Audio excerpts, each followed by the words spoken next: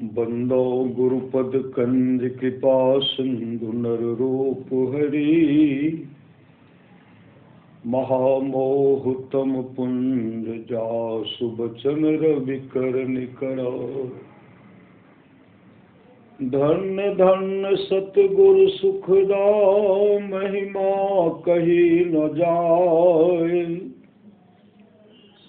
जो कुछ कहो तुम्हारी कृपा मोते कछु न बसाए।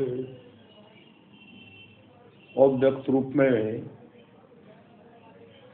प्रातः स्मरणीय अनंत श्री विभूषित परम पूज्यपाद सद्गुरु महाराज के चरणों में कोटि कोटि नमन।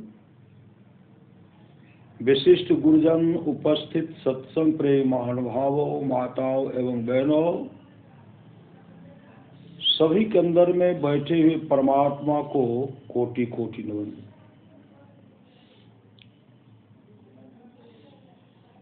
परमाराध्य सद्गुरु महाराज की वाणी है, नित्य प्रति सत्संग कर ले प्यारा, तेरा कार सरे सारा। सार काल को निर्णय करके धर चेतन धारा। धर चेतन धारा पिंड के पारा दसम द्वारे का। ज्योति जग जावे अति सुख पावे शब्द सहारे का। लख बिंदु नाद तह त्रैबन देके सुनो सुनो में ही ब्रह्मनाद का धरो सहारा आपन तन में ही। निज तन में खोज सज्जन बाहर न खोजना, अपने ही घट में हरि है अपने में खोजना। संत कबीर साहब की अमृतमय वाणी है, मैं तो आन परी चोरन के नगर, सत्संग बिना जियतर से।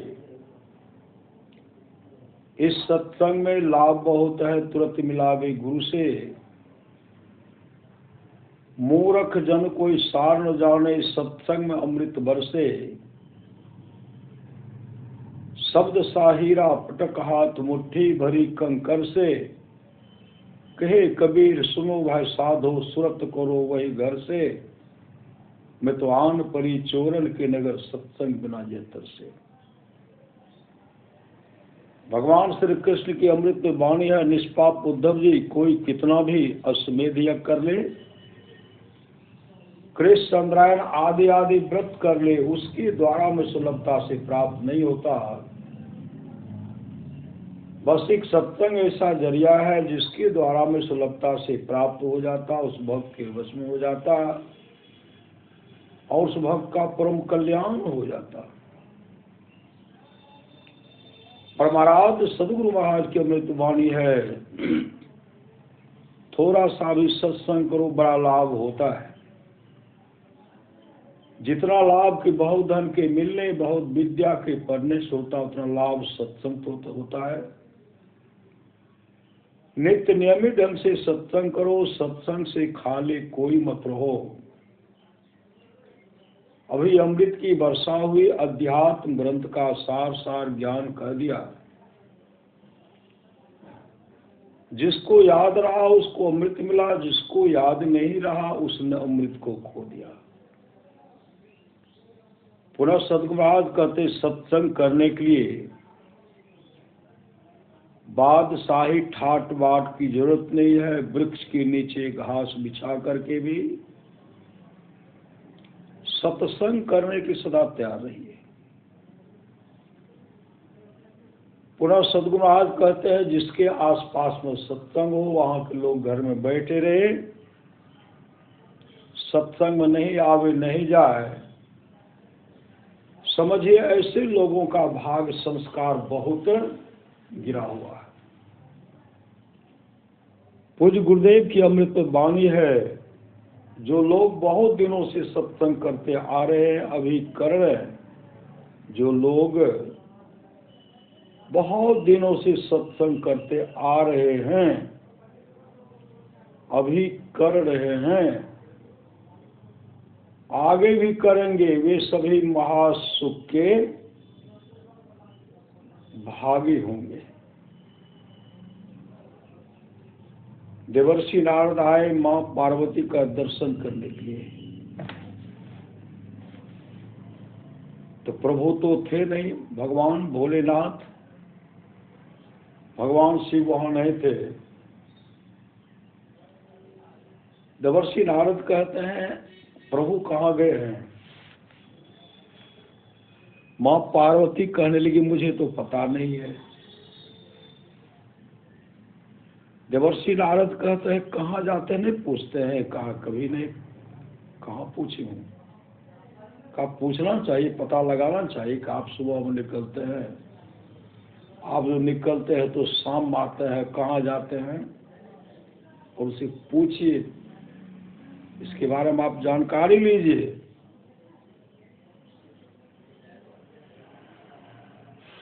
और आप उनसे कहिएगा कि अमृत कथा सुनाने के लिए, अमर कथा, सदगुरु अमर कथा सुनाने के लिए। प्रभु अमर कथा सुनाए कि नहीं? कहा कहाँ सुनाए? आप कहिएगा हमको अमर कथा सुना दीजिए। प्रभु बराबर जाते हैं, काग भुसुंडी और गरुड़ के साथ जाकर के सत्संग करते हैं। यह भी मैं आपको बता रहा हूँ। उनको चाहिए ना कि आपको भी संग में लेके जाना चाहिए। माँ पार्वती करण ठीक कहते हैं।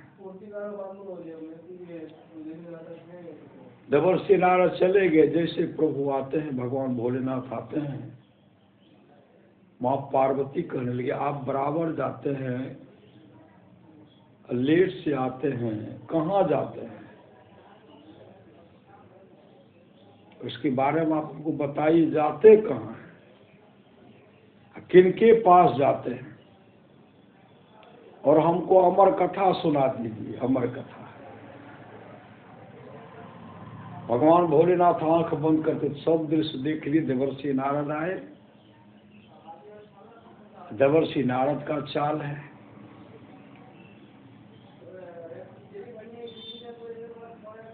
तो माँ पार्वती को हमको जल्दी से अमर कथा सुनाइए। और जाते कहाँ हैं?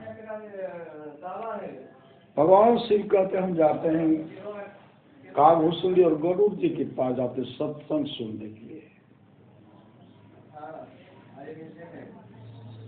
कहते तो कौवा है, कोई गरुड़ है, आप तो मनुष्य होकर के, देवता होकर के, देवता हैं, आप उनसे क्या सुनते हैं? तो भगवान भोलेनाथ तो हंस का रूप धारण करते थे ना। देवर्षि नारद यह भी कह दिए थे कि हंस का रूप धर के सुनते हैं।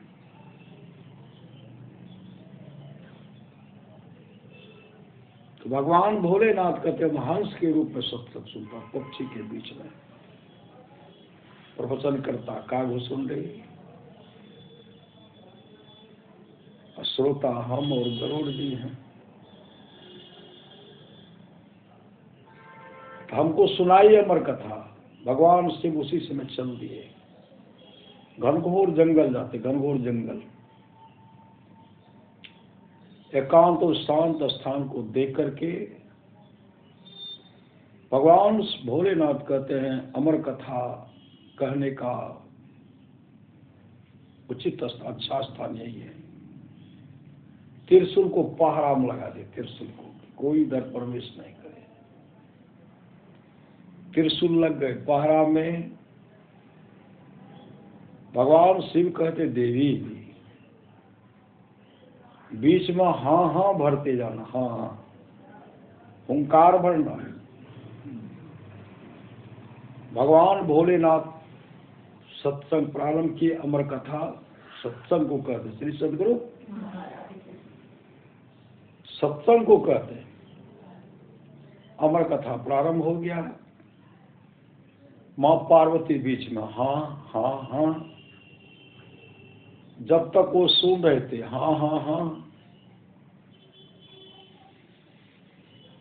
बीच में प्रवचन मतलब अमर कथा समाप्त हो गया। भगवान भोलेनाथ देखते तो माँ पार्वती गहरी नींद में सो गई हैं। भगवान भोलेनाथ कहते हैं देवी आप कब सो गई? कहा बहुत देर पहले सो गए।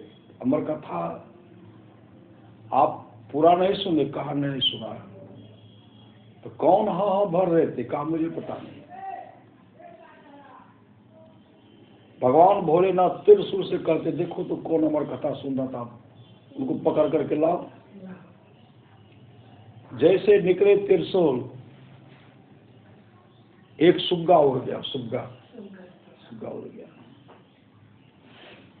सुग्गा दौड़ रहा, भाग रहा है, त्रिशूल पीछे से खदेड़ रहा है।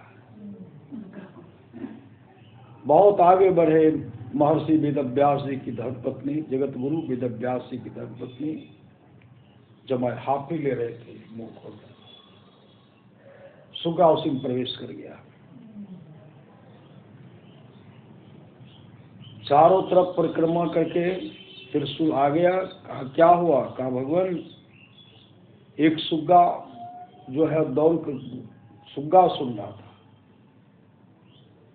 वो महर्षि वेदव्यास जी की धर्मपत्नी के मुख में चला गया, इसलिए मैं वापस आ गया।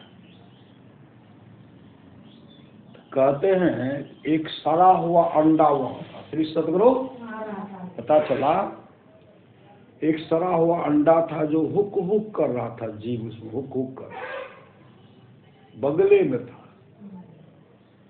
अमर कथा जैसे सुने, वो सड़ा हुआ अंडा हुक हुक जो कर रहा था, सुने, सुनते सुनते स्वस्थ हो गया।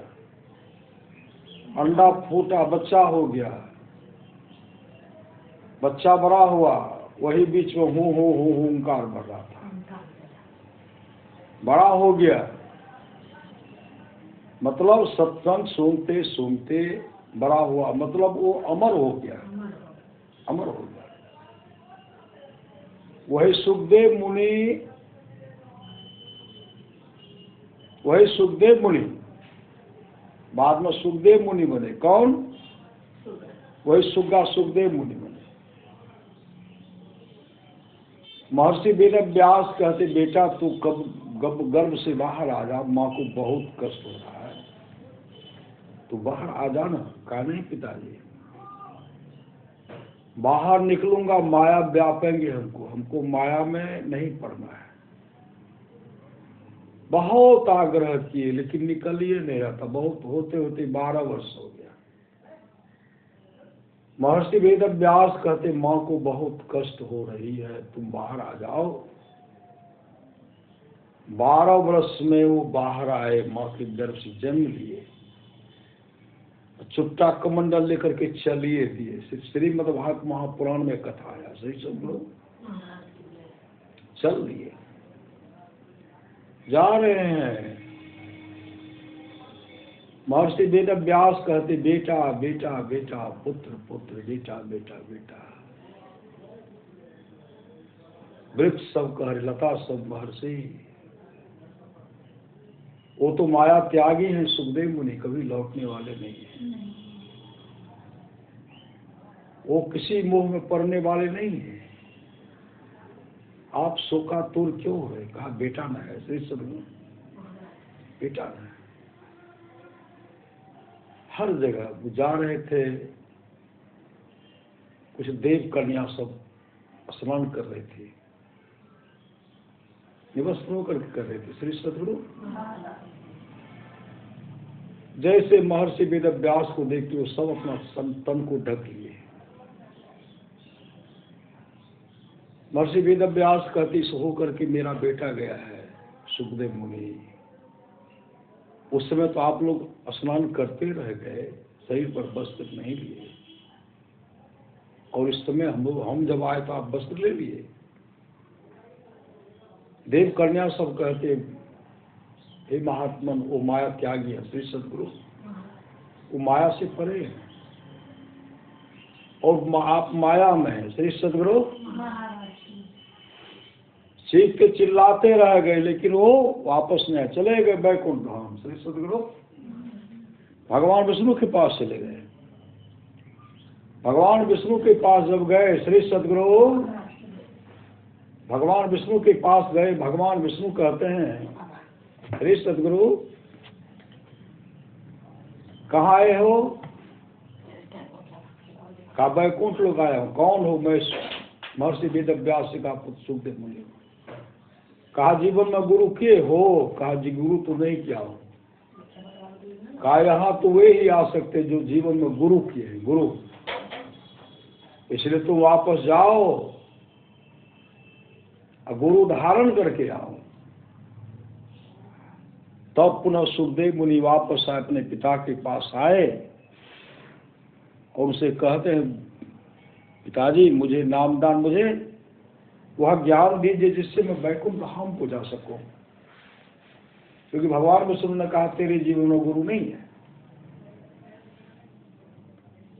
तब वेदव्यास जगत गुरु थे, चाहते तो उनको नाम दान देते, भजन देते, लेकिन कहा नहीं, तुम राजा जनक के पास जाओ। राजा जनक के पास उनको भेजे। राजा जनक के पास पहुंचे तो कई दिन तक खड़े हैं, कोई पूछने वाले नहीं है।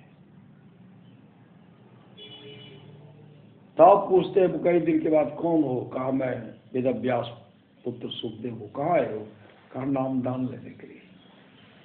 नाम दान लोगे? कहाँ? भजन भेद लोगे? कहाँ?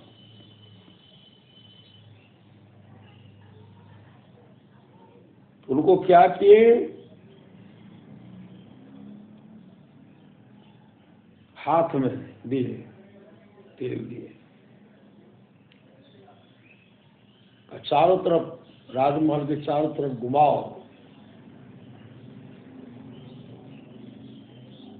और नगर का शोभा जो है, राजमहल का जो सौंदर्य करण जो उसको बताना है तुमको। अब पीछे जल्लाद को कह जिस तरह एक बूंद भी तेल गिरे, इसमें से गिरे, इनका सर को धड़ से अलग कर देना।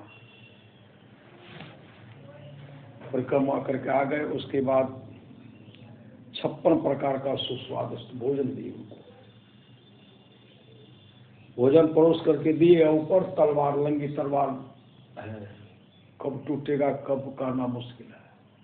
इतना तेज धार था, गिरता तो शरीर के अंग को काट देता। भोजन दिए, का उधर में देखो, कब गिरेगा कहना मुश्किल है।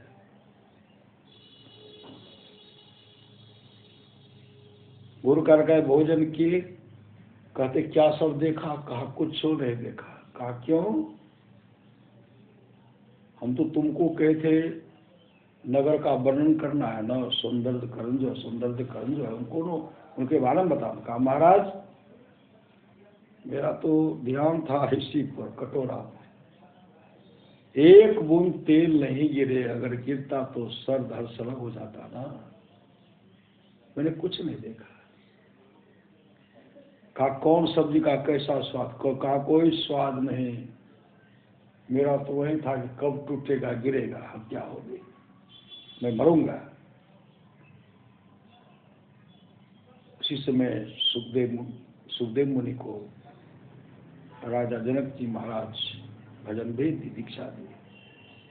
कहा इसी तरह संसार में रहना। फिर सदगुरु इसी तरह संसार में रहना, अपने को संभाल करके रहना है, अपने संभाल करते हुए अपने जीवन को सफल और सार्थक करना है। आज वही सुखदेव मुनि क्या बन गए? अमर हो गए, नहीं हो गए?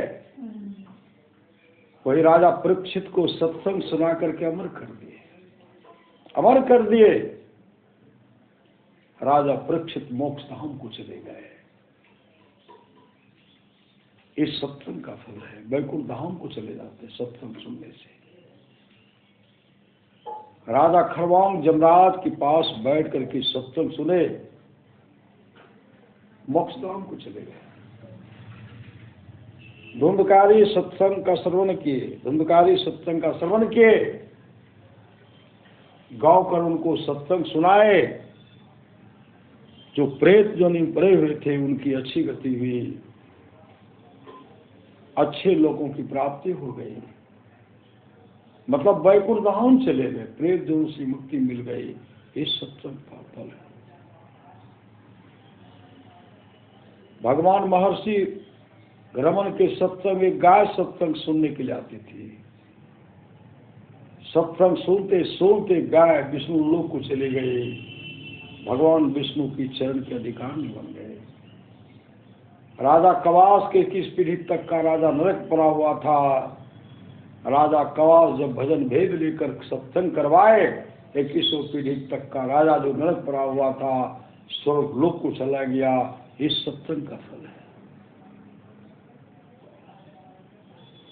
किसी भी कुल में भगवान नरसिंह भक्त प्रहलाद से कहते हैं, प्रहलाद किसी भी कुल में मम भक्ता, मेरा एक भी भक्त अगर हो जाता है, वह भक्त 100 पीढ़ी को भक्त तारता, 100 पीढ़ी को वह भक्त तार देता है, 100 पीढ़ी को उद्धार कर देता है। इसलिए महापुरुष की वाणी है, जननी जने पे साकट न जने, जेस ना बने तो पुत्र से भला मदार, पुत्र से भला मदार फिरे जही कोख में, पुत्रवती वही नारी जाहि के दोख में। इसलिए जीवन में सत्संग नित्य, ध्यान नित्य संलग्नता के साथ कीजिए, इहलोक परलोक दोनों मंगल में होगा। राजा पृथु भगवान का तपस्या कर रहे थे, भगवान प्रसन्न हो गए। राजन मांगे, आप क्या मांगते हैं? राजा पृथु कहते, प्रभु अगर आप हम पर खुश हैं, हमको सत्संग सुनने के लिए 10,000 कान दे दीजिए। सत्संग सुनने के लिए 10,000 कान दीजिए। वो सत्संग सुनने के लिए 10,000 कान मांगे। रामचरितमानस माया सुनि समझहि जन मुदित मनो, मज्जहि अति अनुराग, लहाहि चारि फल छत तनु साधु समाज त्याग। जो साधु समाज उपदेशों को आनंद मन से सुनकर समझते हैं, वे मानव प्रयाग में अधिक प्रेम के साथ स्नान करते हैं और इससे चारों फल अर्थ धर्म और काम, अर्थ धर्म काम और मोक्ष शरीर रहते पा लेते हैं। मज्जन फल देखी तत्काला काक होए, पिक बको मराला सुनी आचरज करे जन कोई, सत्संगति महिमान गोई, बाल में की नारद घट जोनी, निज निज मुखन कही निज होनी, जलचर थलचर नवचर नाना, जे जर चेतन जीव जहाना, मति की रति गति भूत भलाई, जब जही जतन जहां जही पाए, सो जानव सत्संग प्रभाव लोकों वेदन अनुपाओ। ये तमाम चीजें आज तक जिस किसी को प्राप्त हुआ है, सत्संग के प्रभाव से जानना चाहिए। लोक और वेद इसके मिलने का दूसरा कोई उपाय नहीं है।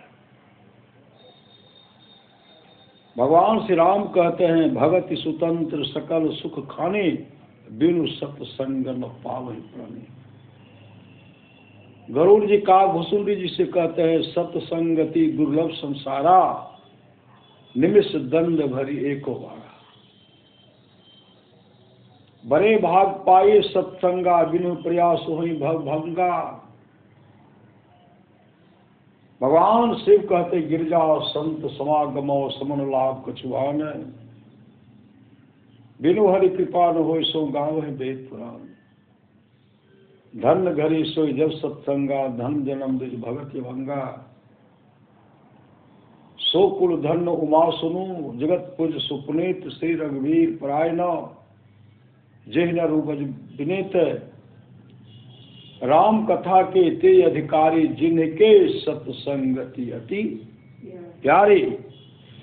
इसलिए सत्संगित और ध्यानित संलग्नता के साथ कीजिए, इहलोक परलोक दोनों मंगल में होगा। राम है सुमेरिये गाइए, राम है संतत सुनिए, राम गुण ग्राम ही।